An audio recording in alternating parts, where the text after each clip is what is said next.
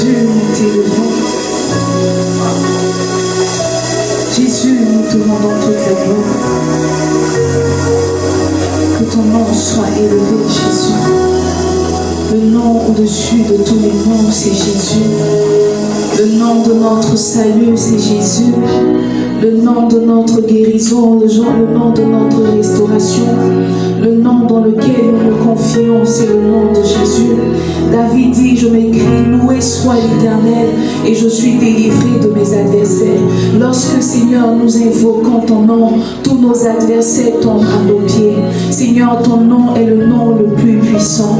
La Bible dit qu'à la mention du nom de Jésus, tout genou fléchit et toute langue confesse dans les cieux, sur la terre, qu'il n'y a point de Dieu comme toi. Ton nom est merveilleux, ton nom est glorieux, et c'est ce nom que nous honorons ce soir. C'est ce nom que nous honorons ce soir. Laisse nos cœurs, Jésus, te célébrer.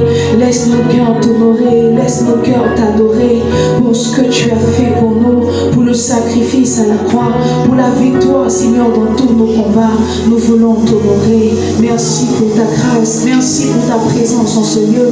Jésus, nous prions que ton atmosphère sature ce lieu, que ta présence environne ce lieu, que tu nous fasses du bien, que tu fasses du bien à un cœur, que tu fasses du bien à une vie.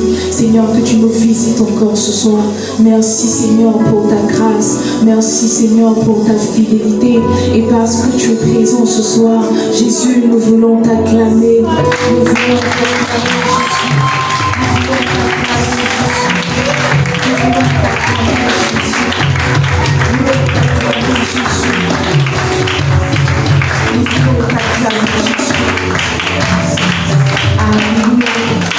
Alors tu peux te rasseoir dans sa présence.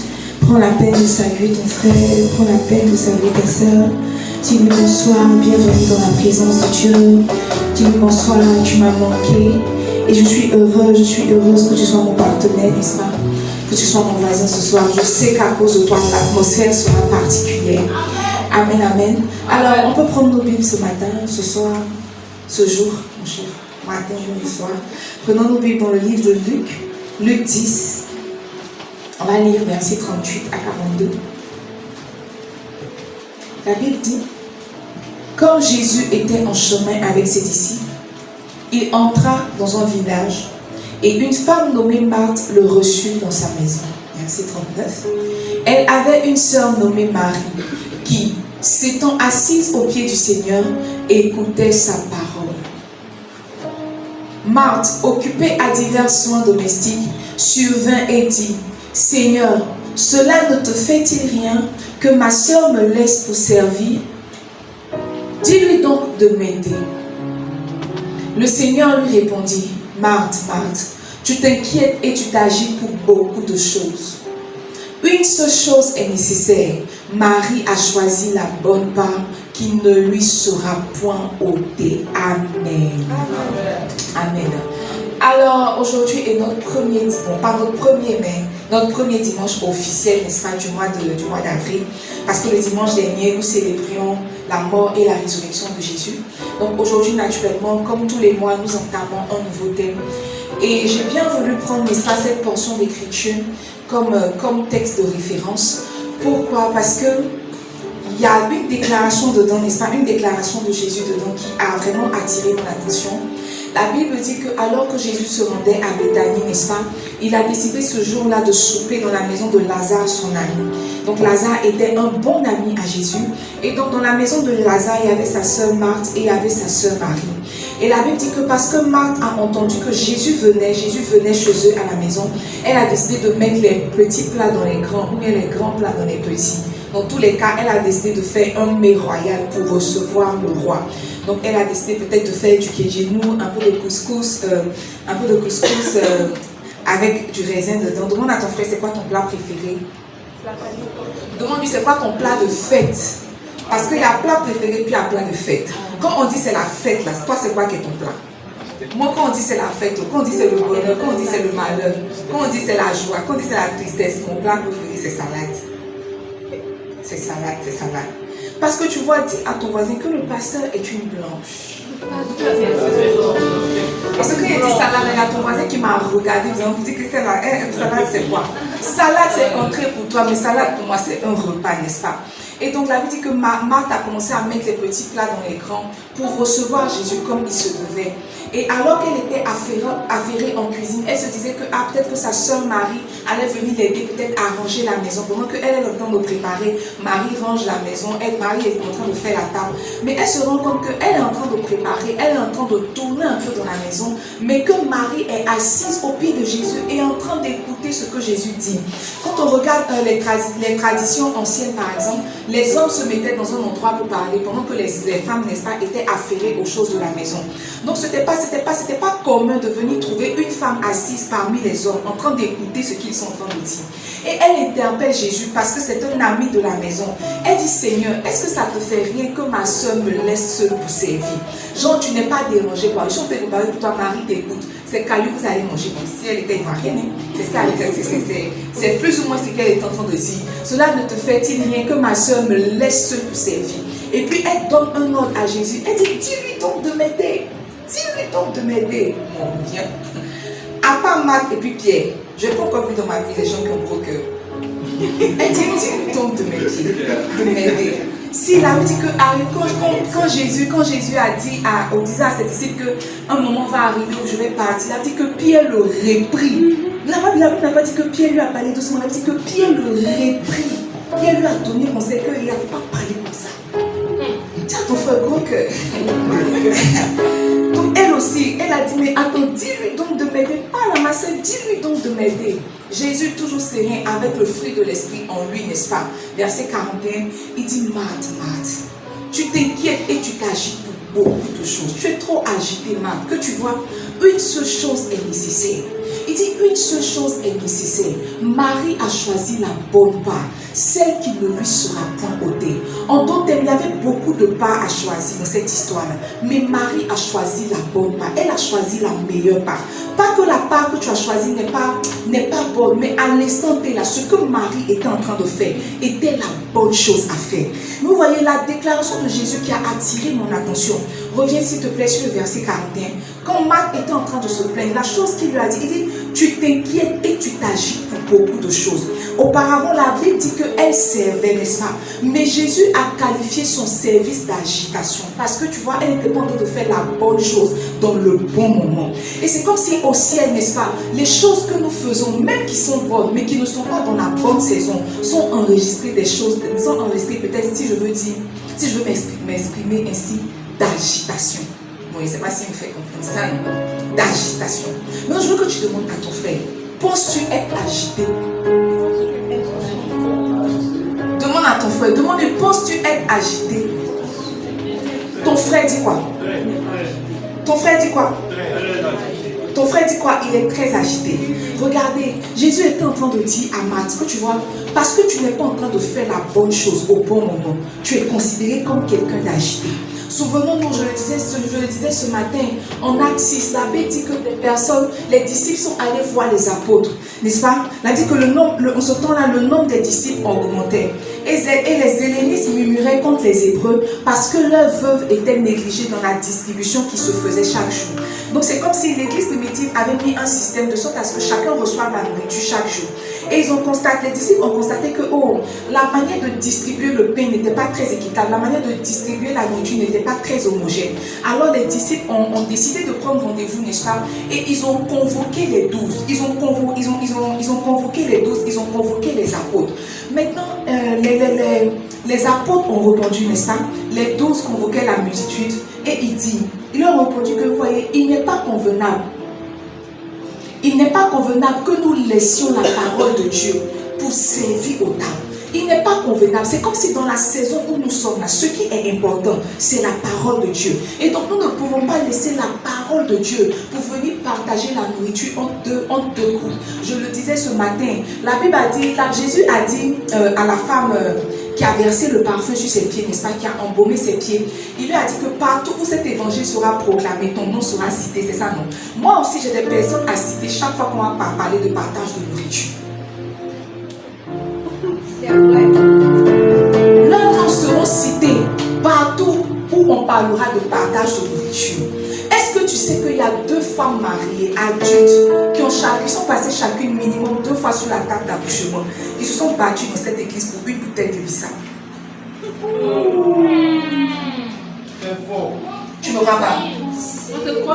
Je peux les appeler. Je peux les appeler à la barre et elles vont vous témoigner que ce qui s'est passé dans l'église primitive s'est aussi passé à l'église de la restauration.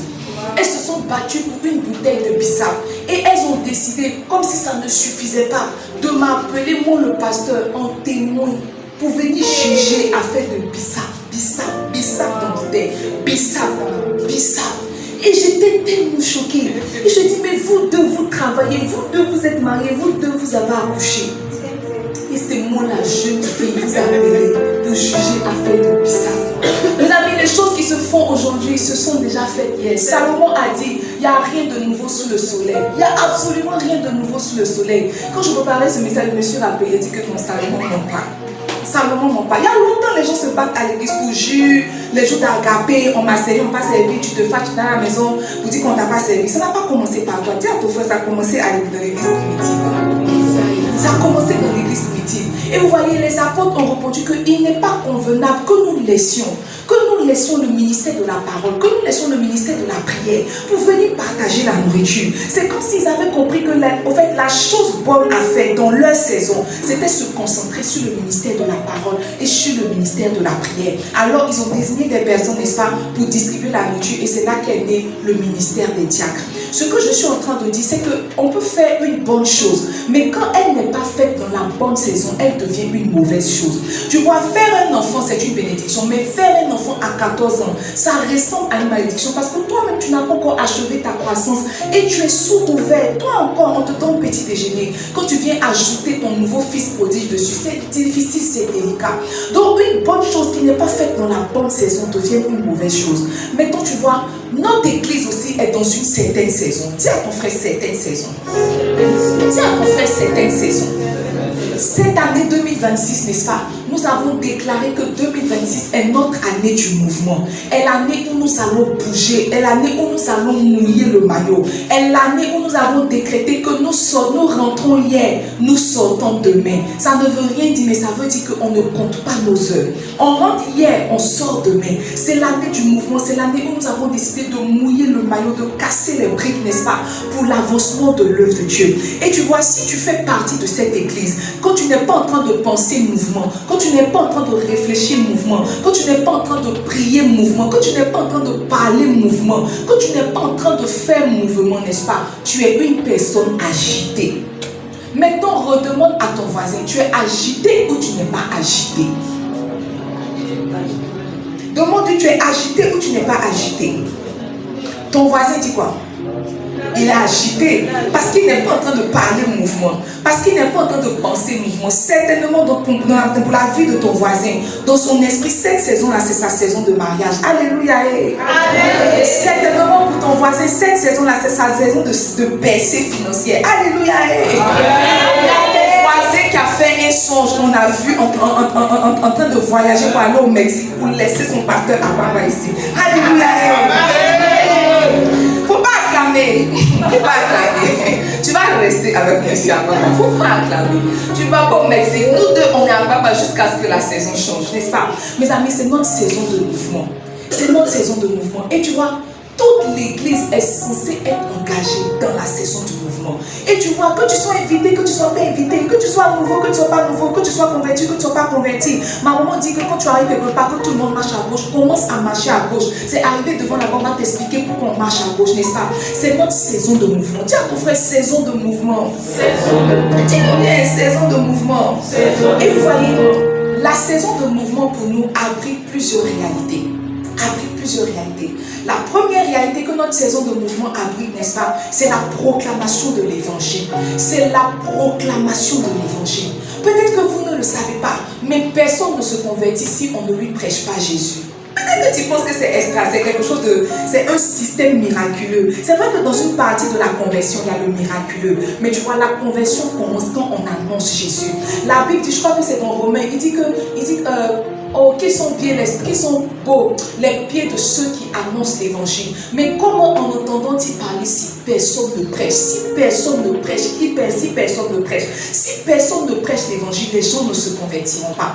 Et quand nous parlons de saison de mouvement, nous parlons de saison dans laquelle nous prêchons l'évangile, nous annonçons la bonne nouvelle. Quand nous parlons de saison de mouvement, n'est-ce pas, nous parlons de saison dans laquelle nous faisons de la personne du Saint-Esprit un ami fidèle, un ami intime, un allié dans la vie que nous menons. Parler de saison de mouvement, c'est parler d'intimité, c'est parler d'amitié avec la personne du Saint-Esprit. Parler de saison de mouvement, n'est-ce pas, c'est parler de saison de déploiement des dons spirituels, de guérison, de délivrance, des temps où nous faisons des exploits, des temps où nous partons par la grâce de Jésus libérer les captifs. Quand nous parlons de saison de mouvement, en réalité, c'est de ces choses-là que nous parlons. Et vous voyez, nous avons pris le temps de consigner ces choses-là dans un thème, dans un grand thème que nous tenterons de traiter le long de ces 3 mois, c'est-à-dire le deuxième trimestre de l'année 2026. Et le grand thème que nous avons donné à notre saison de mouvement, c'est Acte 29. Dis à ton frère Acte 29. Dis à ton frère Acte 29. Acte 29. Alors, quand vous voyez le visuel, faisons une analyse du visuel. Qu'est-ce qu'on voit, mes amis? Église La Restauration. Qu'est-ce qu'on voit d'autre? Parlez. 2 personnes avec des Bibles, avec des pieds enflammés. Un homme et une femme. Et vous voyez, la femme a dépassé légèrement l'homme. C'est vrai. C'est ça. Et on voit des personnes derrière en train de les prendre en photo. Dis à ton frère, j'espère que c'est pas toi. On voit le titre, Acte 29, n'est-ce pas? On voit dimanche, premier culte, deuxième culte, on voit Temple Pérez, 300 mètres après la mairie de Pécherville. Donc vous voyez, naturellement sur le thème, quand on parle de acte, acte même veut dire mouvement, c'est ça non? Acte veut dire action. Pour nous qui avons tourné les films, pour nous qui étons producteurs et coproducteurs, quand ça vous commence, on dit quoi? Action. C'est ça non? Tu n'as jamais tourné film? Action. Action, go, action. Acte 29. Dis à ton frère Acte 29. Dis Acte 29. Maintenant, tu vois, il y a quelqu'un qui est en train d'écrire Acte 29. Il attend que je donne le verset. Je t'informe que Acte 29 n'existe pas. Le livre d'Actes, le livre des Actes des Apôtres se limite à Acte 28. Dis à ton frère Acte 28. Mais cette saison, nous allons écrire Acte 29. Alors, le livre des Actes des Apôtres, n'est-ce pas, est le 5e livre du Nouveau Testament. Il faut écrire, je sais que tu ne sais pas. Le livre des Actes des Apôtres est le 5e livre du Nouveau Testament. C'est le livre qui vient directement après les 4 évangiles. Donc après Matthieu, il y a Marc, après Marc, il y a Luc, après Luc, il y a Jean. Et juste après Jean 21, n'est-ce pas, le livre de Actes des Apôtres commence. Et ça commence de manière très glorieuse. Jésus monte au ciel, après le Saint-Esprit descend, après l'Église naît, et puis après, bonjour les miracles, bonjour les espoirs, jusqu'à ce que l'apôtre Paul soit déporté en Acte 28, n'est-ce pas, à Rome. Donc le livre des Actes des Apôtres note que c'est le 5e livre c'est le 5e livre, du Nouveau Testament, et il comprend 28 chapitres. Il comprend exactement 28 chapitres. Et vous voyez, quand on parcourt le livre des Actes des Apôtres, on se rend compte que c'est la manifestation tangible et palpable du aller de Jésus en Matthieu 28. Il dit qu'en Matthieu 28, alors que Jésus avait fini sa mission, il rassemble ses disciples et il leur dit, allez, faites de toutes les nations, n'est-ce pas, des disciples, baptisez-les au nom du Père et du Fils et du Saint-Esprit et enseignez-leur les voies que je vous ai apprises. Et on constate qu'au fait, les paroles que Jésus avait déclarées ont commencé à prendre tout leur sens, on commençait à se matérialiser, n'est-ce pas, dans le livre des Actes des Apôtres. On parle de Acte 29 parce qu'on se rend compte que bien que Acte s'arrête au chapitre 28 et que ça s'arrête quand l'apôtre Paul, n'est-ce pas, a été déporté à Rome. Mais on constate que le livre d'Actes des Apôtres s'est arrêté à Acte 28, mais l'évangile a continué de se répandre. Les miracles ont continué de se faire. Les paralytiques ont continué de marcher. Les morts ont continué de ressusciter. Et on a réalisé qu'en réalité, le livre des Actes des Apôtres, certainement dans la Bible, s'arrête au chapitre 28. Mais il y a certainement un chapitre que nous devons dévanciers ont commencé à écrire et que nous devons prendre en route, que nous devons prendre en chemin. Ce que je suis en train de dire, c'est que Acte 28 n'existe pas, Acte 29 pardon, n'existe pas dans la Bible, mais c'est un chapitre que nous commençons à écrire parce que Jésus nous a donné le pouvoir, n'est-ce pas, le même esprit qu'il a donné à ses disciples. Dis à ton frère Acte 29. Dis-lui Acte 29. Il s'agit du chapitre, n'est-ce pas, que nous écrivons aujourd'hui. J'ai tenu à consigner, n'est-ce pas, tout ce que nous ferons ces 3 mois dans ce grand thème-là. Parce qu'en réalité, tout le monde sait, n'est-ce pas, que Acte c'est mon livre préféré, c'est ça, non? Un de mes livres préférés, c'est ça. Un après Exode, après Jean. C'est ça, après Exode, après Jean. Non, pas Samuel. Samuel, c'est le livre que je lis actuellement. Mais je veux dire que les livres des livres là, Actes des apôtres, Exode et puis Jean, c'est ça non? Jean parce que c'est là qu'on nous présente la personne du Saint-Esprit. Exode parce que ça nous montre vraiment comment est-ce que le leadership, n'est-ce pas, a commencé. Et puis acte parce que ça nous montre le déploiement des apôtres, ça nous montre le déploiement des disciples, ça nous montre combien de fois Dieu peut prendre des personnes ordinaires et faire d'elles des personnes extraordinaires. C'est une des raisons pour lesquelles j'aime beaucoup le livre des actes des apôtres, c'est ça non? Donc Actes des apôtres, c'est l'extension du ministère de Jésus à travers les disciples, mais aussi à travers la personne du Saint-Esprit. Et tu vois, tu es disciple de Jésus et tu as le Saint-Esprit. Ça veut dire que ce chapitre peut s'écrire aussi avec toi. Dis à ton frère, ce chapitre peut s'écrire avec moi. Ce chapitre peut s'écrire avec moi, n'est-ce pas? Donc prêcher Acte 29, ce n'est pas seulement prêcher le mouvement, c'est aussi vouloir faire rentrer dans l'église l'esprit, n'est-ce pas? L'esprit des espoirs, l'esprit des choses étranges. Parce que tu vois, il y a ton voisin qui est assis à côté de toi, qui ne sait pas qu'il est un instrument entre les mains de Dieu. Il se dit qu'au fait, le ministère qu'on est en train de faire, c'est à travers le pasteur et ses ouvriers. Lui, il n'a pas sa part à ajouter. Il n'a pas sa pierre à ajouter à l'édifice. On prêche Acte 29 pour lui dire que, oh, tu es aussi concerné, ça commence aussi par toi. Mes amis, je vais beaucoup regarder sur YouTube. Je lis beaucoup les personnes qui ont manifesté les ministères de puissance, qui ont fait les espoirs avec Jésus. Et après, quand nous lisons, ce sont des choses belles, ce sont des choses étranges, ce sont des choses extraordinaires. Je vous racontais l'histoire, n'est-ce pas, de Babalola. Je lisais un de ses livres et on le présentait comme un des puissants, n'est-ce pas, un des ancêtres, un des piliers de l'évangile au Congo. Et j'expliquais, je racontais son histoire ce matin. Je disais dans le livre comme ça que c'était un gars qui faisait des exploits et des miracles étranges. Et l'exemple que je vous donne, c'est que il avait une de ses filles qui ne faisait que des femmes, sinon qui n'enfantait que des femmes. Et son mari l'a menacé pour dire que ah, mais toi tu ne fais que des femmes, parce qu'il ne sait pas que la femme a toujours le chromosome X et que l'homme a le chromosome XY. Et que si une femme fait que des filles, c'est parce que son mari lui donne que le chromosome X, c'est ça. Mais il a accusé. Et comme il était militaire, il avait été déporté, il avait été déployé. Il avait été déployé, allé en mission. Et quand elle a accouché d'une fille. Et donc elle allait voir son père spirituel.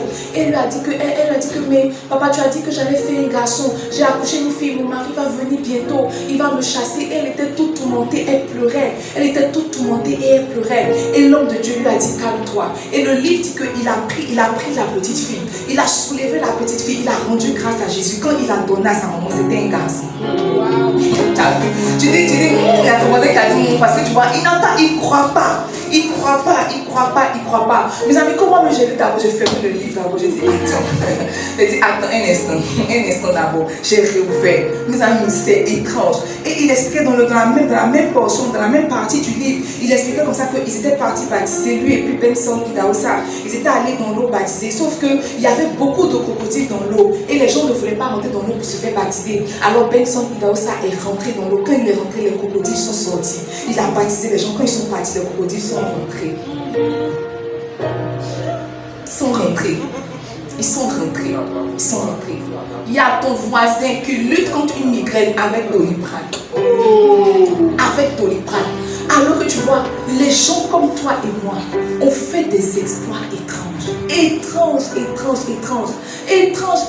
Peut-être que si on parle de, tu trouves que c'est loin. Il y a 2 semaines de cela, à l'ambassade des miracles, le pasteur, comment il s'appelle, le bishop Mohamed Idriss a prié pour quelqu'un qui s'est ressuscité. Ils ont filmé et on a regardé et on a crié, waouh Jésus, à quand cette dimension de notre vie, à quand cette dimension de notre vie? Est-ce que quelqu'un ne va pas mourir ici pour que je me sers? Amen. Nous voulons les miracles, mais nous ne voulons pas être des cobayes. Qui va mourir dans mon peuple, Seigneur, dans le peuple que tu m'as confié pour qu'on puisse tester l'onction que tu nous as donnée? Qui? J'entends Tabitha Dorcas. Et si on n'a pas de Tabitha, on a au moins Dorcas, n'est-ce pas? On a au moins Dorcas. Mes amis, nous prêchons Acte 29 pour que quelqu'un se rende compte que, au fait, je ne suis plus celui qui reçoit le message. Je deviens le miracle, je deviens celui par qui le miracle est relâché. Regarde, la Bible dit qu'en Jean 4, la femme samaritaine est partie au puits, elle est partie puiser de l'eau. Et certainement, l'eau qu'elle partait puiser, c'était une eau parce qu'elle avait besoin de restauration, elle avait besoin de consolation. Et elle est allée au puits. Heureusement, elle a croisé Jésus. Et quand Jésus lui a dit, si je te donne de mon eau, tu n'auras plus jamais soif. Elle lui a dit, donne-moi à boire. Quand elle a bu de l'eau de Jésus, la Bible dit qu'elle est rentrée dans toute la Samarie. Et elle a commencé à leur partager de l'eau qu'elle a bu. On n'est plus au stade de demander à Jésus, donne-moi de l'eau. On est maintenant au stade de relâcher, de libérer l'eau qu'on a déjà reçue. Acte 29, c'est pour dire à quelqu'un que, au fait, tu es un instrument entre les mains du Seigneur et que ça commence par toi. Ça commence par toi. Cette affaire-là ne va pas se faire sans toi. Tu es aussi un instrument. Tu n'es pas seulement le peuple qui vient faire le culte le dimanche. Tu es un instrument que Dieu veut utiliser pour manifester aussi sa gloire. Pour manifester aussi sa gloire. Pour manifester aussi sa gloire, n'est-ce pas? Acte 29. Nous prêchons Acte 29, n'est-ce pas? Pour inciter, 1, le témoignage. 2, l'amitié avec le Saint-Esprit. 3, la dimension des miracles, les dons spirituels. Mais nous prêchons surtout Acte 29, n'est-ce pas? Pour que quelqu'un commence à prendre confiance en lui. Mes amis, je suis pasteur, je reçois beaucoup de personnes. Et la majorité des personnes dans l'église se disent que les choses vont se faire à travers le pasteur. Au pire des cas, à travers son cercle restreint.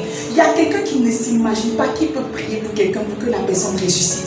Il y a quelqu'un qui ne s'imagine pas. Il y a quelqu'un qui ne s'imagine pas. Je me souviens, notre église est jeune. Et quand on avait commencé à faire les cultes de guérison, les cultes de délivrance, et que j'ai pris mes ouvriers, j'ai dit que dans quelques temps, on va faire la délivrance. Mes amis, ils étaient tous paniqués et ils se demandaient comment est-ce qu'ils vont faire la délivrance. Ils se posaient les questions.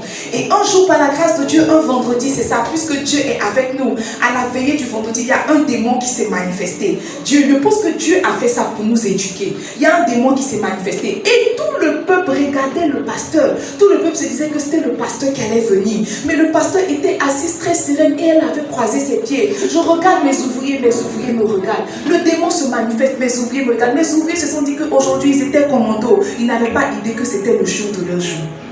Ils n'avaient pas idée que c'était le jour de leur jour. Et vous voyez, chemin faisant, faire pour faire. Chasser pour chasser. Ils ont commencé à prendre la confiance. Quand un dit sort, le démon dit je sors pas. Oh, c'est comme s'il y a quelque chose qui dit mais attends, tiens. C'est que je peux parler, des mots. Il dit mais je te dis de sortir là. Au nom de Jésus, le démon commence à se tordre. Il dit mais je te donne une voie de sortie. Sors par la bouche. Et puis j'entends la personne commence à prendre la confiance. En fait, la personne commence à prendre confiance. Et la personne se dit que oh, ce n'est pas que le pasteur. Moi aussi j'ai reçu ce pouvoir. Moi aussi je peux chasser un démon. Sors par la bouche, sors par la bouche, sors par la bouche. Et puis il y a quelqu'un qui dit comme ça, non, attraper ses pieds, le démon est dans les pieds. Et puis quand on met la main, le démon remonte. Et puis tu les vois, tu les regardes, tu te rends compte que, oh Jésus, oh Jésus, oh Jésus. Dis à ton frère, toi aussi tu peux le faire. Toi aussi tu peux le faire. Dis-lui, toi aussi tu peux le faire. Toi aussi tu peux le faire, ou toi aussi tu peux le faire. Mes amis, nous prêchons Acte 29 pour ne pas que tu te sentes moindre. Depuis la nuit des temps, mes amis, j'ai analysé. Je vous ai dit que je refaisais une lecture de la Bible. J'ai relu la Bible et je me suis rendu compte que tous ceux même qu'on appelle les dévanciers, les héros de la foi, tous ceux qui ont impacté étaient des personnes lambda, étaient des personnes ordinaires. Souvent on le prêche, souvent on le dit. Et à force de le dire, ça devient comme un slogan. Dieu n'appelle pas les qualifiés, mais il qualifie ceux qu'il a appelés. À force de le dire, ça fait comme si ça reste des paroles qui sont qui tombent en l'air. Mais c'est vraiment la vérité. Regardez, Abraham était un homme normal. Il a juste entendu la voix du Seigneur qui dit va-t'en de la maison de ton père. Parce qu'il a obéi à cette instruction et à toutes les autres instructions. On l'appelle aujourd'hui ami de Jésus, père de la foi. Parlons de David. David était un simple jeune homme qui suivait les brebis de son père. Un simple jeune homme qui suivait les brebis de son père. La preuve, quand il partait combattre Goliath, Saül a tellement eu pitié de lui qu'il a voulu lui donner son armure. Ça veut dire qu'il n'y avait rien de ça, il n'y avait rien de David qui ressemblait à un guerrier. Mais pourtant, c'est lui qui a terrassé Goliath. C'est lui qui a terrassé Goliath. Dieu se sert des personnes aussi, si vous voulez, aussi viles que nous le pensons pour accomplir des grandes choses. Et c'est ça le message de Acte 29. Pour ne pas que tu te sentes en retrait, pour ne pas que tu t'exclues du plan de rédemption, parce que ça va aussi passer par toi. Ça va aussi passer par toi. Depuis la nuit des temps, Dieu utilise des personnes naturelles, n'est-ce pas, pour faire des choses surnaturelles. Jacques nous l'a dit, Élie, homme de la même nature que nous. Élie, homme de la même nature que toi. Élie n'avait pas 3 pieds, Élie n'avait pas 3 bras, il n'avait pas 3 yeux. La Bible dit homme de la même nature que nous, a ordonné que qu'il ne pleuve plus sur Israël. Il n'a pas plu pendant 3 ans. Et à sa parole, la pluie est revenue. Josué, homme de la même nature que toi, c'était un homme comme toi. Il n'avait rien d'étrange, il n'avait rien d'extraordinaire. Il était même serviteur de Moïse. On l'appelle Josué, fils de Nun, serviteur de Moïse. Mais la Bible dit que Josué s'est arrêté. Il a dit soleil, arrête-toi sur Gabaon. Et le soleil s'est arrêté sur Gabaon. Aujourd'hui, février compte 28 jours. Peut-être certainement parce qu'un temps, le soleil s'est arrêté sur Gabaon. Mes amis, vous n'avez pas idée de ce que Dieu peut faire avec quelqu'un qui se dispose. Vous n'avez pas idée de ce que Dieu peut faire avec quelqu'un qui se dispose. Mon père spirituel a dit, il dit, le monde n'a pas encore vu ce que Dieu peut faire avec un homme qu'il aime. Le monde n'a pas encore vu ce que Dieu peut faire avec un homme qu'il aime. Le monde n'a pas encore vu. Les choses étranges que nous racontons, les visions que nous avons, les prophéties que nous recevons, mes amis, ça va passer par nous, ça ne va pas passer par quelqu'un d'autre. Quand on dit qu'on aura la méga church, quand on dit qu'on aura tant, ça ne va pas passer, en fait, ça ne va pas venir de dehors, ça va venir de toi. Dis à ton frère, ça va venir de toi. Ça va venir de toi.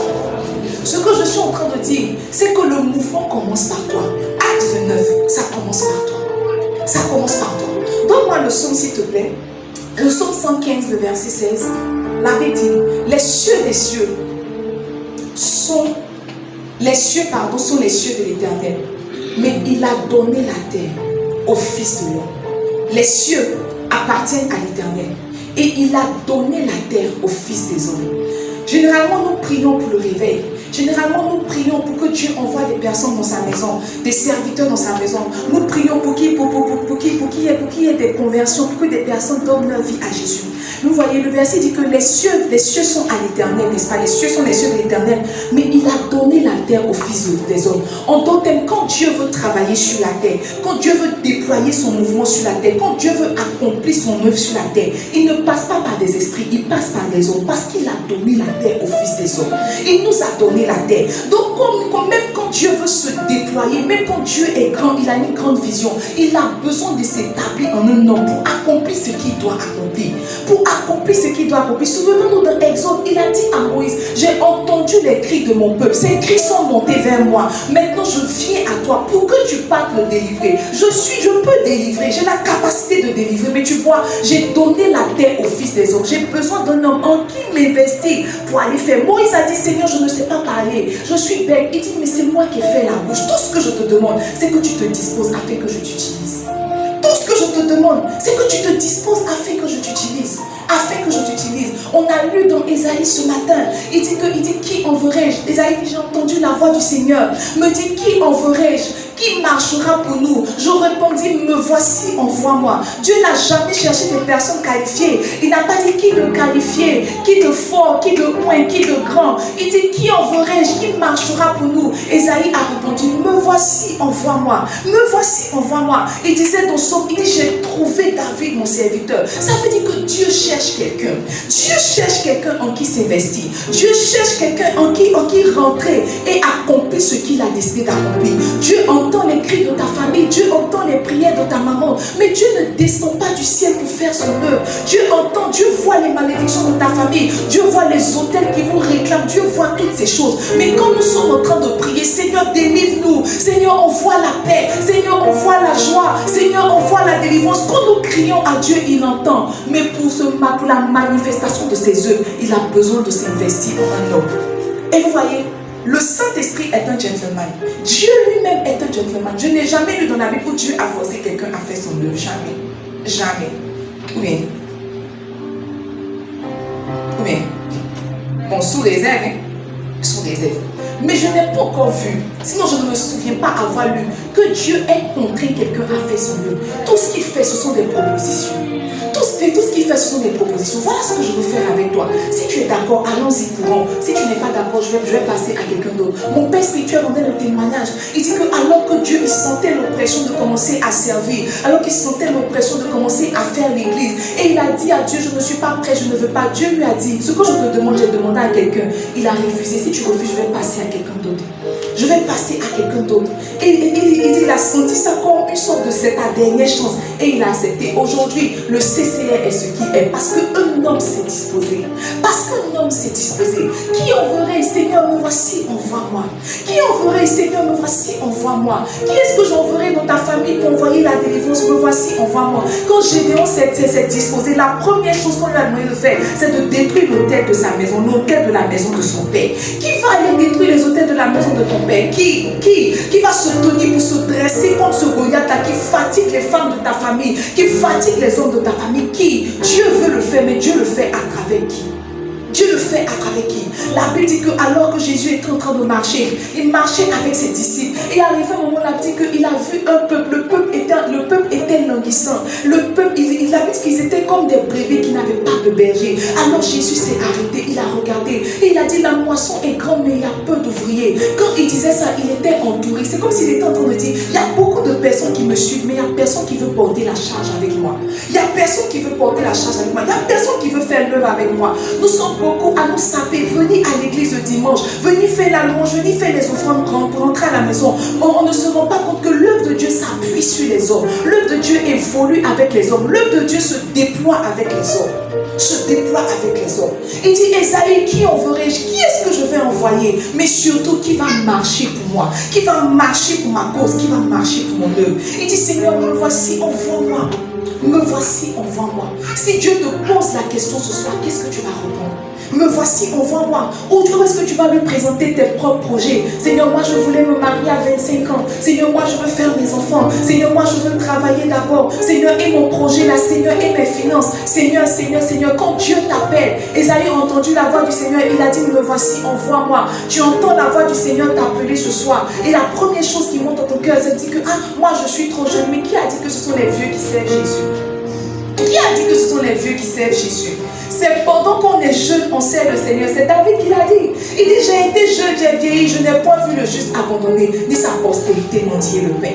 Ni sa postérité mendier le pain. Tu te dis que je suis certainement jeune, je vais laisser mes habitudes, je vais laisser mon gars, je vais devoir laisser toutes ces choses-là. Oui, tu vas devoir le laisser. Amen. Amen. Tu vas devoir le laisser. Mais c'est pour la bonne cause.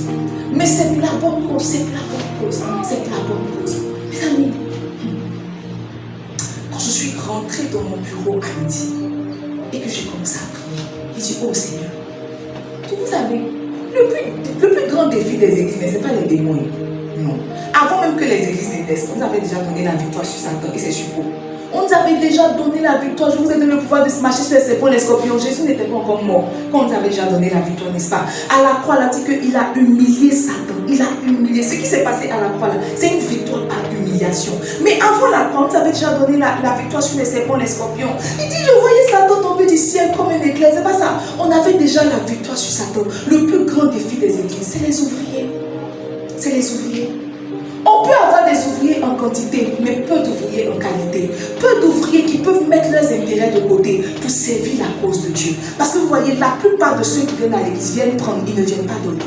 Ils viennent prendre, ils ne viennent pas donner. Ils viennent prendre de Dieu, ils viennent prendre du pasteur, ils viennent prendre de la communion fraternelle, ils viennent prendre des relations qui se sont tissées. Mais peu viennent donner, peu viennent donner. Et même quand ceux qui veulent donner donnent, ils donnent à petit. sinon à contre-goutte. À contre-goutte. Le plus grand des églises, c'est pas le plus grand défi des églises, c'est même pas Satan. Parce que mes amis, s'il y a un sorcier ici, s'il y a un démon ici, il suffit qu'on dise au nom de Jésus, quand la puissance de Dieu est déployée, le sorcier s'enfuit. Mais un ouvrier, il est pire qu'un sorcier. Un ouvrier, pas trop mauvais, tu vois. Il est pire qu'un sorcier. Pire qu'un sorcier. Demande à ton frère si c'est son cas. Demande à ton frère si c'est son cas, n'est-ce pas? Demande à ton frère si c'est son cas. Son cas. Je disais que quand on regarde même le livre des Actes des Apôtres, le livre a commencé pas en Actes des Apôtres, mais ça a commencé déjà avec les évangiles. Et on s'est rendu compte que c'était vraiment des personnes ordinaires. Celui-ci qui on a fondé l'église, n'est-ce pas, s'appelait Pierre. Et Pierre, auparavant, il était pêcheur d'hommes. Donc son métier, c'était pêcheur. Il pêchait les poissons. Et quand Dieu l'a pris, il lui a dit, je ferai de toi pêcheur d'hommes. Donc quand tu vois Pierre, son métier, c'était pêcheur. Donc Pierre n'était pas quelqu'un d'étrange. Il avait un métier comme toi. C'est ça, non? Il avait un métier comme toi. Quand on regarde la vie de Saul de Tarse, qui est devenu l'apôtre Paul aujourd'hui, il était quelqu'un, pas d'étrange, il était quelqu'un de naturel. Il a dit qu'il avait 12 sièges dans le Sanhédrin. Ça veut dire que plus ou moins, il était député. Si on veut raccorder ça à notre temps d'aujourd'hui, il était député, il était savant, il était sachant. Donc c'était un homme ordinaire qui avait peut-être un grand cerveau, disons comme ça. Donc c'était pas un gars extraordinaire, Quand on parle de Philippe, la première fois qu'on a parlé de Philippe, c'est parce que Philippe servait au table, il distribuait la nourriture. Donc son métier dans notre temps moderne, c'est qu'il était serveur. Il était serveur. Mais vous voyez, le temps qu'on se rend compte, le Philippe qui servait aux tables était devenu le Philippe qui se déporte. En quoi est-ce que c'est, en fait, servir aux tables et puis se téléporter là, c'est quoi le rapport? C'était quelqu'un de naturel. Quand on dit que c'est le mouchoir de Paul, c'est ça, le mouchoir de Paul, l'homme de Pierre, ou bien l'homme de Paul, un mouchoir, ou bien une ombre de Pierre, ou bien de Paul. L'homme de Pierre. Pierre, le pêcheur de poissons, il passait et puis maintenant son nom. En fait, il avait tellement expérimenté la dimension de miracle qu'il était devenu le miracle lui-même. Il marche et puis maintenant son nom commence à guérir les malades. C'est le même Pierre qui a dit au gars assis à la porte la belle, je n'ai ni or ni argent, mais ce que j'ai, je te donne, lève-toi et marche. Ce qu'il avait auparavant, c'était un filet de pêche. Mais le temps qu'on se rend compte, il pouvait libérer la guérison, il pouvait libérer la vie, n'est-ce pas, dans la vie des personnes. Mes amis, peut-être que vous ne vous en rendez pas compte, mais vous êtes beaucoup plus que ce que vous pensez. Vous êtes beaucoup plus que ce que vous pensez. Vous êtes beaucoup plus que ce que vous pensez. Il y avait une image que j'ai vue défiler sur Facebook la dernière fois. Il y avait un monsieur, il y avait un chat, c'est ça, donc, qui se regardait dans le miroir. Et quand il se regardait dans le miroir, en fait, c'était un lion qui apparaissait. Mes amis, c'est exactement comme ça que nous sommes. Tu n'es pas ce que tu penses que tu es. Tu n'es pas ce que la vie dit que tu es. Tu es beaucoup plus que ça. Peut-être que les hommes t'appellent le plus petit de la plus petite tribu d'Israël. Mais quand Dieu vient à toi, il t'appelle vaillant héros. La Bible dit que le jour où on cherchait Saül pour l'ordonner roi, Saül était caché derrière les bagages. Il était caché derrière les bagages. C'est comme ça qu'il y a quelqu'un dans l'église ici, qui rase les murs, qui ne se rend même pas compte que la croissance de l'église va venir de lui. Il ne se rend pas compte. Il ne sait même pas que c'est le futur délivreur de l'église. Il ne sait pas. Parce que tu vois, il n'a pas appris à se regarder comme Dieu le voit. Ou bien, personne ne lui a dit qu'il pouvait faire ça. Personne. Je vous ai dit, mes amis, je n'ai jamais prié pour être pasteur. Et si c'était à refaire? Bon, j'allais le refaire. Si c'était à refaire, oui, j'allais le refaire. Mais je n'ai jamais prié pour être pasteur. J'ai été appelée pour être pasteur. On m'a convoqué dans le bureau, moi, une jeune fille comme ça, m'a appelé. En fait, quand la secrétaire m'a appelé, mon cœur s'est coupé. Parce que mon papa n'appelle pas les gens. Il m'a dit que papa dit, viens dans le bureau, il veut te voir. Moi, il me disait que après l'homme de Dieu va relâcher un réma sur ma vie et sur ma destinée. Que je suis arrivée, on a parlé, on a causé de tout et de rien. Je ne m'attendais pas à la tenue qu'allait prendre la conversation. On a causé de la vie, on a causé de mes enfants, on a causé de mes ambitions, on a causé de mes projets. Et peut-être que vous ne savez pas, mais je partais faire PMD. C'est ça mon PMD. Mes amis, pas fait PMD. Moi, je voulais pas être votre pasteur. Pas fait PMD. Quelque part en Suisse là-bas, quelque part pour faire ma jeunesse. C'est ça non? Pas fait PMD. parlais de mes projets, il riait. Je dis, mais c'est de bons projets. C'est de bons projets. Mais bon, tu vois, je t'entends de prier pour toi. Et le Seigneur m'a dit, commence une église. Jéhovah. Jéhovah. Mes amis, j'étais assise, mais je suis tombée assise. Et tu vois, je me suis accroupie sur le truc. J'ai dit, papa, c'est-à-dire, genre comment? La première question que je lui ai posée, c'est genre comment tu penses que ça va se faire comment? Comment? Un peu comme Marie qui a demandé à l'ange, comment cela se fera-t-il? C'est ce jour-là qu'il a compris cette portion d'écriture. J'ai dit, papa, comment? Il dit, mais ce que tu fais déjà, c'est ça. J'ai dit, papa, ça n'a rien à voir. On faisait les réunions une fois par mois. Mes amis, 30 jours pour trouver un message, même si tu n'es pas honte, tu es intelligent, tu peux tout faire. Introduction, développement, corrigation, ça non. Et puis tu vois, chacun a son église, et quand il n'y a pas fait d'onction, on se prend, on se ment un peu, on chante un peu, on fait un peu de réunion fraternelle, on se casse. Ça n'a rien à voir avec l'église. Et il m'a dit que c'est la raison pour laquelle je suis là, pour t'aider. Mes amis, je suis sortie, je rentrais à la maison, je ne comprenais pas. J'ai entendu, mais je ne comprenais pas. Et je demandais à Dieu, mais pour tous les gens qui peuvent faire église à Abidjan ici, en Côte d'Ivoire et dans le monde, pourquoi une jeune fille comme moi? Pourquoi une jeune fille comme moi? Et je suis rentrée à la maison. J'ai tourné avec cette parole une année. Je ne suis pas devenue pasteur le lendemain. Une année, je rasais les murs. Parce que dès qu'ils me voyaient l'église, mais attends, ils m'ont pas eu. J'ai vu que c'était un jeu qu'on faisait entre nous. Mais c'était vraiment vrai. L'église.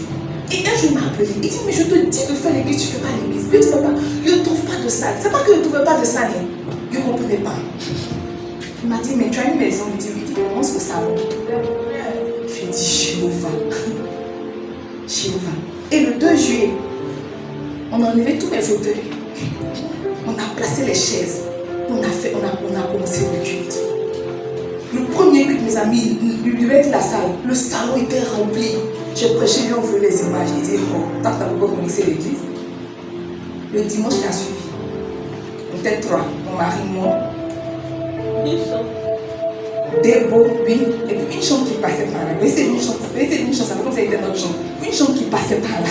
Mes amis, je prêchais dans le vide et je demandais, mais papa, il a vu ou bien il a aperçu? Parce que voir et puis aperçu, c'est pas la même chose. Il a vu ou bien il a aperçu? Et chemin faisant. Je me rappelle une fois, on devait sortir, c'était presque l'heure de prêcher et j'étais assise, j'étais dans la chambre. J'étais en train de pleurer. Et puis je ne comprenais pas. Je dis, mais ça c'est quoi? On dit pourquoi? Qu'est-ce qu'on va dire aux gens? Qu'est-ce qu'on va dire? Alléluia, amen. Tous les dimanches jusqu'à ce qu'on meure. Parce qu'il n'y a pas ex-pasteur. C'est ça, non? C'est pas un métier qu'on a voté, pour dire qu'on a voté, on va te lever. Donc c'est dit que il était couché, je compte le prier, Seigneur. Tout c'est ma jeunesse qui est là. C'est toute ma vie qui est là. Parce que si tu dois prêcher dimanche, samedi, tu ne peux pas aller te promener. C'est ça, non? Donc, en fait, quand j'étais couchée, je réalisais que le monsieur, il est en train de prendre ma jeunesse. Ma jeunesse qui ne reste pas beaucoup. Il prend ma jeunesse. Donc, il prend ma vie, mes amis. J'étais en train de pleurer. Et il y a une parole qui est montée dans mon cœur. C'est cette parole-là que j'ai gardée. Et j'ai continué de faire l'église. Aujourd'hui, on t'invite à l'église à la sortie. Tu vois 3 lumières. Tu vois escalier. Tu dis que l'église, ils savent faire l'église. On ne sait pas faire l'église. Dieu utilise les personnes inutiles. Il les qualifie. Et puis il court avec elles. Aujourd'hui, tu dis que je suis ton pasteur. Moi-même, je n'étais pas pasteur d'abord. Quand tu dis que c'est mon pasteur qui est là. C'est mon pasteur. Il dit que la dernière fois, il y a quelqu'un qui m'a écrit. Elle m'a écrit. Elle dit que non. C'est pas qu'il y a de l'église. Elle m'a écrit. Elle dit Adoulam. C'est le meilleur thème que tu as prêché. Que ça me rentre dedans.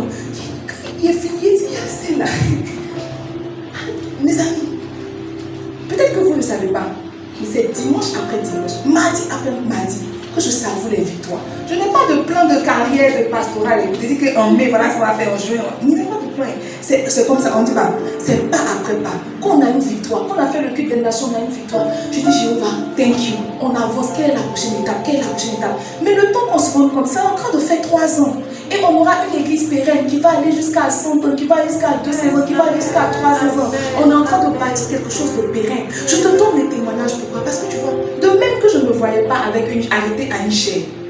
Délivrer, prier pour les gens, faire la délivrance, prier pour les gens, avoir enfant, prier pour les gens, les finances, que les gens viennent les témoignages. Tu te demandes, mais ça s'est passé comment? Tu te demandes.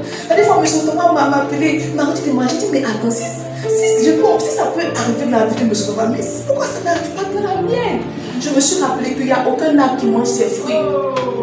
Il n'y a aucun arbre qui mange ses fruits. Mes amis, c'est peu à peu qu'on constate que oh, nous aussi, Dieu peut nous utiliser. Nous aussi, Dieu peut nous utiliser. Mon pasteur prêchait ce matin, il dit, oh Seigneur, un petit pasteur comme moi, un enfant comme moi, tu m'as pris et tu m'as fait pasteur de tout ce peuple. Je l'écoutais. Dans mon esprit, j'ai dit, toi, tu es petit pasteur. Toi, tu es petit. Mais tu vois, c'est comme si c'est au fur et à mesure qu'ils réalisent. Parce que tu vois, ce sont des personnes ordinaires que Dieu utilise pour faire des choses étranges. Je te dis ça pourquoi? Parce que tu es le prochain qualifié. Parce que tu es le prochain sur la liste. Acte 29 là, c'est avec toi qu'on va faire ça. Aller proclamer l'évangile, c'est avec toi qu'on va faire ça. Aller guérir les malades, c'est avec toi qu'on va faire ça. Qu'on a mis guérison, restitution, délivrance, ça ne va pas se faire avec une autre personne. Ça va se faire avec toi. Ça va se faire avec toi. Dis à ton frère, ça va se faire avec toi. Ça va se faire avec toi.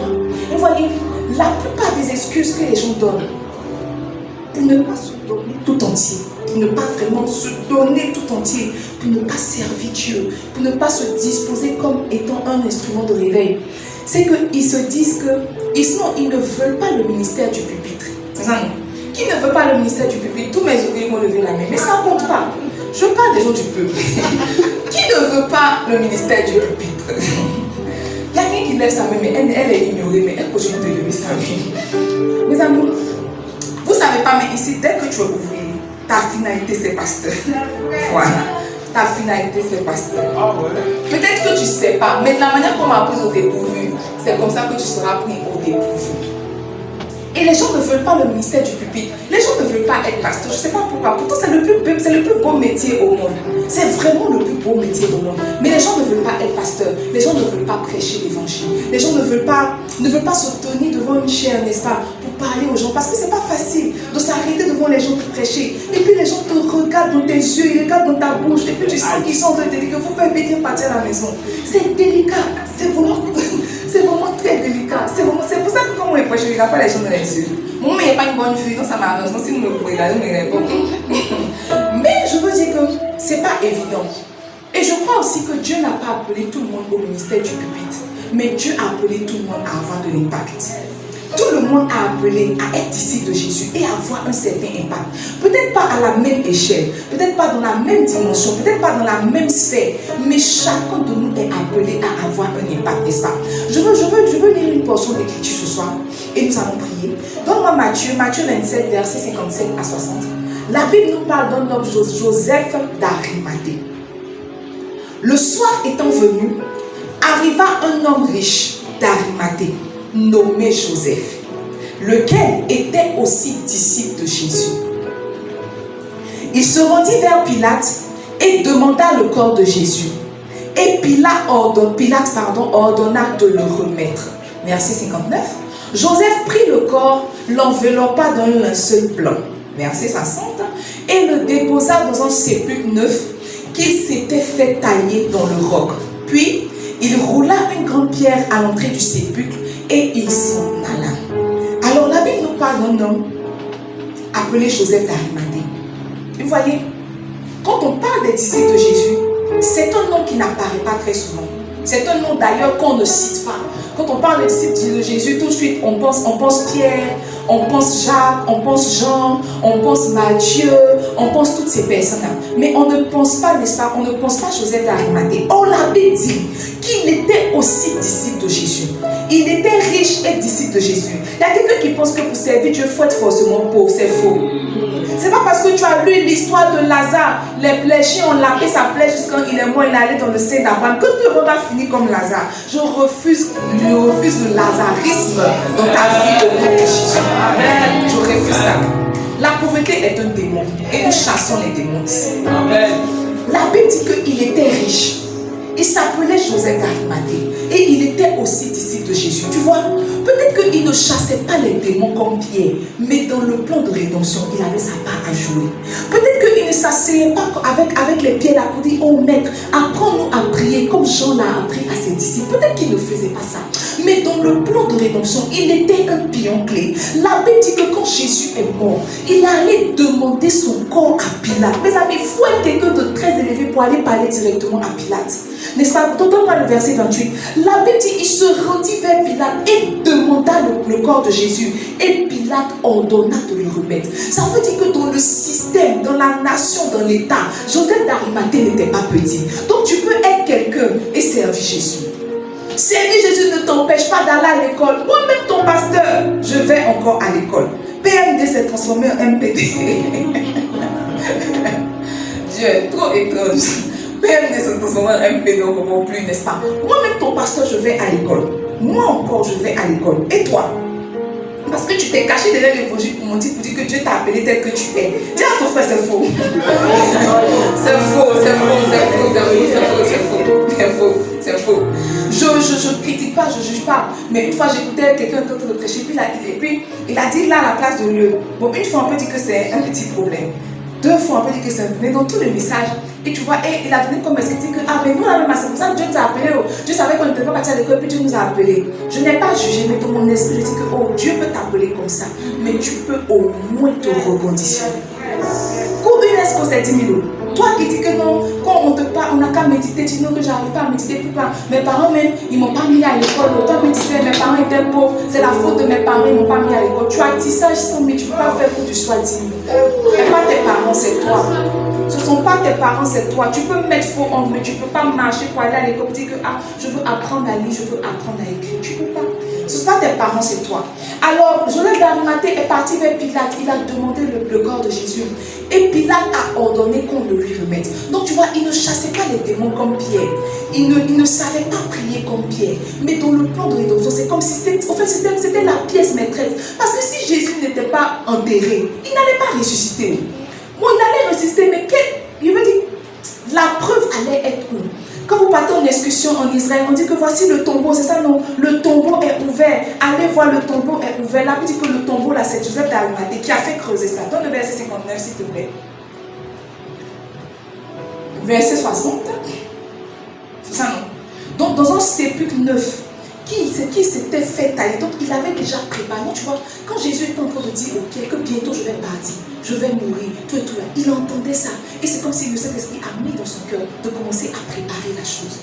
De commencer à voir. Il a préparé le sépulcre de Jésus. Quand Jésus est mort, il a pris le corps, il a enveloppé de le Seigneur, qu'il a enterré Jésus dignement, comme tu seras enterré dignement. Amen. Amen. Amen. Amen.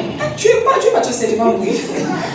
Il a enterré Jésus dignement, n'est-ce pas? Et quand il a mis Jésus dans le tombeau, il a dit qu'il a roulé la pierre et il est parti. Quand on rend témoignage, on dit que le tombeau est ouvert, l'ange a roulé la pierre. Il y a quelqu'un qui avait fermé la pierre avant que l'ange ne vienne ouvrir la pierre. C'était Joseph d'Arimathée. Et on appelait disciple de Jésus. Donc tu vois, son disciple-là n'avait pas la forme que celui des pierres avait, mais il était quand même disciple de Jésus. Ce que je suis en train de dire, c'est que de là où tu es, tu peux faire ta part. Acte 29, c'est faire ta part à ton échelle. C'est faire ta part dans ta dimension, dans ta sphère, au travail, parmi tes amis, dans ton entreprise, n'est-ce pas? Parmi les gens que tu côtoies, tu peux commencer à manifester Acte 29. L'appel est lancé. Il dit, qui enverrai-je? Il dit, me voici, envoie-moi. Les amis, le réveil a besoin d'instruments de réveil. Et les instruments de réveil, ce ne sont pas les animaux. Les instruments de réveil, ce sont toi, c'est toi, c'est moi. Et ce soir, n'est-ce pas, je veux qu'on prie. Je veux qu'on prie ensemble. Le long de ce mois d'avril, n'est-ce pas, le long de ce trimestre, de ce deuxième trimestre de l'année 2026, nous allons courir dans le thème, nous allons parler de grandes moissons, nous allons parler de la personne du Saint-Esprit, des dons spirituels, nous allons parler de toutes ces choses-là, n'est-ce pas, qui ont pris forme dans le livre de Actes des Apôtres. Et nous allons tenter d'écrire nous-mêmes, par la grâce de Jésus, notre propre histoire. Mais toutes ces choses-là commencent quand quelqu'un dit à Jésus, me voici, envoie-moi. Nous voici, envoie-moi. Actes des apôtres. Ce sont des apôtres qui se sont disposés, qui se sont donnés à Dieu pour dire que tu peux prendre ma vie, tu peux en faire ce que tu veux. Regarde ma vie. Peut-être qu'elle n'a pas de saveur, peut-être qu'elle n'a pas de valeur. Mais si tu peux voir quelque chose dedans qui peut te servir, prends et fais de moi ce que tu veux. Et c'est la prière que nous voulons formuler ce soir, n'est-ce pas? Nous voulons prier. Est-ce que quelqu'un peut commencer à prier?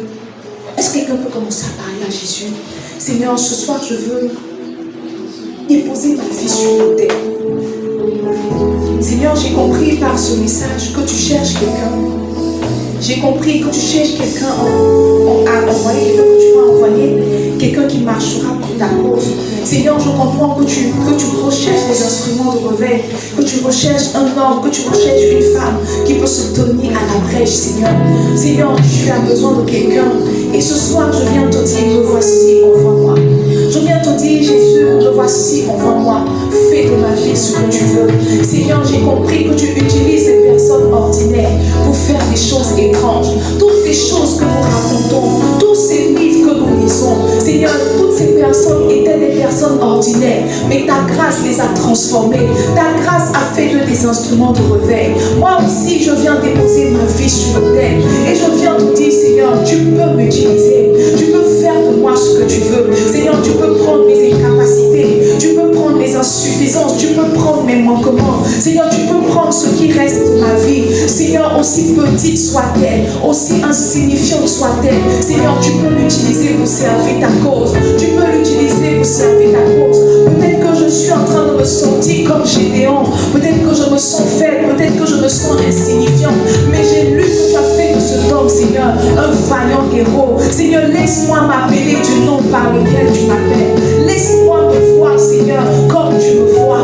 Laisse-moi me voir avec les yeux de l'esprit. Seigneur, laisse-moi devenir un instrument de réveil. Tu peux te servir de moi pour annoncer la bonne nouvelle. Tu peux te servir de moi pour chasser les démons. Tu peux te servir de moi pour guérir ton peuple, pour restaurer ton peuple. Tu peux te servir de moi, Seigneur, pour faire avancer ta mission, pour faire avancer ton œuvre, pour déployer, Seigneur, pour déployer ta présence, pour déployer ton onction sur la surface de la terre. Jésus, tu peux te servir de moi.